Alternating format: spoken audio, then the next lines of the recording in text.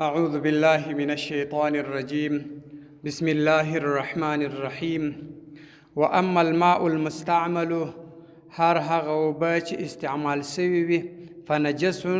دا مردار دي نجاستن غلیظتن په نجاست غلیظه سره یعنی سخت نجاست دی دا عند ابي حنیفه فنزد امام صاحب وعند ابي يوسف رحمة الله فنزد امام يوسف صاحب چې دی نجس مردار دي نجاستن خفیفتن په نجاست خفیفه سره هغه غلیظه نه دي وعند محمد فنزد امام محمد صاحب هغه وای طاهر پاک دي غیر طهور بل شي نه پاکوي په خپل دغه مستعمل اوبه چې دي دغه پاک دي بل شي نه پاکیږي وبه اخذ اکثر المشایخ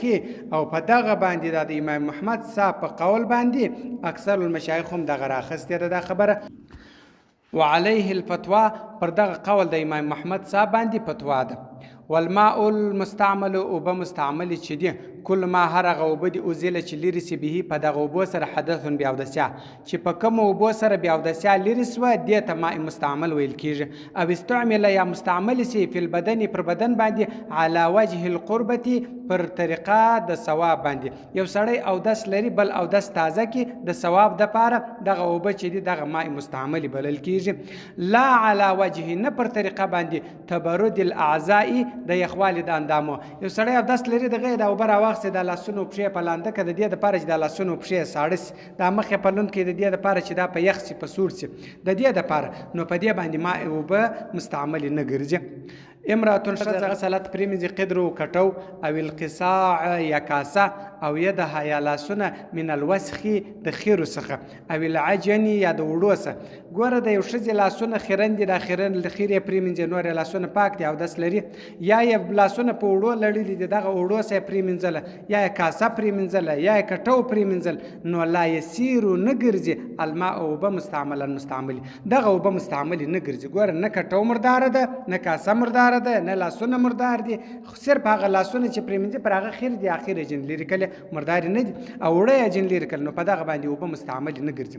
وکل اهاب هر هغه پوست دوغ به غچ رنگ فقط په تحقیق سره طهاره پاک دي جازت الصلاه روا دي المنز معه سره ده الا جلد الخنزير مگر نه جلد خنزیر د خنزیر پر پوست باندې چې نه دی روا المنز نه دی روا والادمی او د انسان پر پوست باندې خنزیر پر پوست باندې ځکه نه دی روا چې دا نجس العين دی یعنی دای ګر سره نه پاکیږي په یو حال کې نه پاکیږي والادمی د انسان پر پوست باندې ځکه د انسان غوښه یا پوست دا نه حلاليږي هغه په دې وجه باندې چې دی ډیر مشرف دی د ډیر شرافت په وجه باندې د پوست روایش نه لري چې د دې پر دې المنز وسی یا د دې سبل استفاده واخستل سي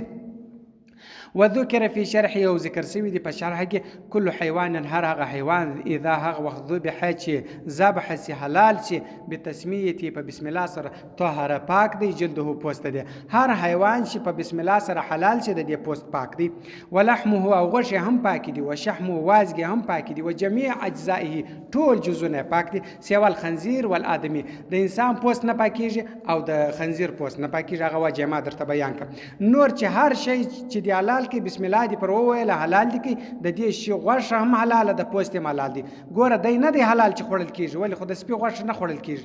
د لیوه غوښه نه خوړل کیږي د ګیدړې دا نه خوړل کیږي دا حرام دي خو حلال د دې دپاره دی چې په دې باندې که چیرې دا د یو چا د کالو سره ومښلېږي دا غوړه د غوړواله په دې باندې کالي نه مردارېږي یا د یو چا سره ورسره دي په لمانځه کې په دې باندې هغه لمونځ صحیح دی یا یو چا په هوار کې پوست هوار کې پر دې باندې کښېناستي پر دې باندې دا پروا نه کوي لمونځ د دې سره جایز دی نو غوښه او د حراموالی نه چې د میانه یو څوک دی نه چې د دې څه دا اخذ وخي چې دغه بس حلال شوی په دې باندې حلال نه ګرځي حرام شی حلال نه ګرځي په دې باندې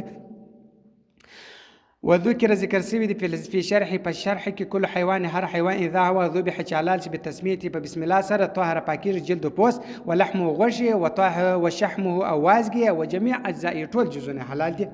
سوال خنزیر ما سوا د خنزیر سوال ادمی د انسان صدات ونه پاکیږي سوان برابر خبر د کان کچیرو معقول اللحم غوښه خوړل کیږي معقول اللحم وي او غیر معقول اللحم ګوره که هغه شی حلال کې چې غوښه خوړل کیږي هم بس پاکیږي او که هغه شی چې غیر معقول اللحم غوښه نه خوړل کیږي ګوره دا دواړه کې رااله وجلد و پوست ادمی د انسان اذا هوا وکا چې ولویږي مقدار اندازه ظفر د نوک فی الماء په اوبو کې د انسان د غوښې یا د پوست اندازه په دغه کې ولوېدله، اندازه د نوک په اوبو کې ولوېده. یفسد الماء اوبه فاسدوي، یعنې د اوبه مرداروي. والظفر نوک اذا وقع که چیرې ولوېدی بنفسه په خپله لا یفسدو. اوس د یو چا نوک را ولوېدی، دا نوک یې کوچنی کې په اوبو کې ولوېدی، په دې باندې څه شی نه کېږي، په دې اوبه نه مردارېږي. وفي خاقانیه په خاقانیه کې وایي کلها هر هغه شی کانه چې وي سور و پس خوردای نجس مرداري لا یطهر لحمه، غوښه نه دي پاکه، هغه هم مرداري دي، نه حلالېږي. و شحمه وازګه نه حلالېږي، و جلد و پوست هم نه حلالېږي بزکات په حلالېدو سره. دا ګوره د خاقانیې دغه دی لفظ دی، د هغې دلیل دی. وعن محمد د امام محمد صاحب څخه بیا روایت دی، وایي جلد و پوست کلب د سپي و ذئب د لیوه یطهر پاکیږي بالذبح په حلالېدو سره، چې دغه حلال شي په دغه باندې دا پوست حلالېږي. د دې د وعصب پلې المیتې د مرداري وعظمها هډوکې د مردار شوي شي پلې او هډوکې، وقرنها او شکرې وریشها او بڼکې وسوپها او وړۍ وظفر نکانها د دې وشعرها بیشتان طاهر پاک دي. دا ګرد شان د مرداري دا پاک دي. اذا هغه وخت لم یکن کنو علیه پر دې باندې د سومتون یعنی غوړوالی نو باندې، که چیرې غوړوالی باندې و بیا نه دي پاک، که غوړوالی نو باندې ګوره مردار سوی شی دی حلال سوی نه، د مردار سوی شي دغه شیان چې دي دا ټول پاک دي، که غوړوالی نو باندې، که غوړوالی باندې و بیا نه دي پاک. و اما جلد الفیل هر څه چې پوست د پیل دی، د پیل پوست هاتی پوی پیل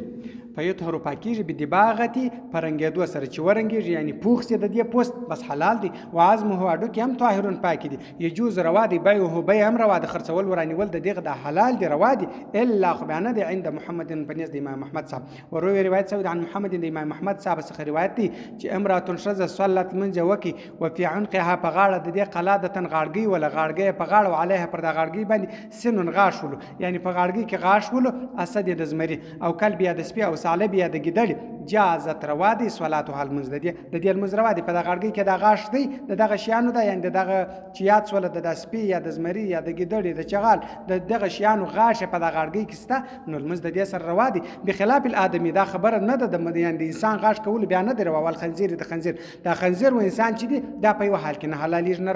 نه روا کېږي، دا په یو حال کې نه دی روا. صدق الله العلي العظيم وصدق الرسول النبي الأمي الكريم ونحن على ذلك من الشاهدين والشاكرين والحمد لله رب العالمين.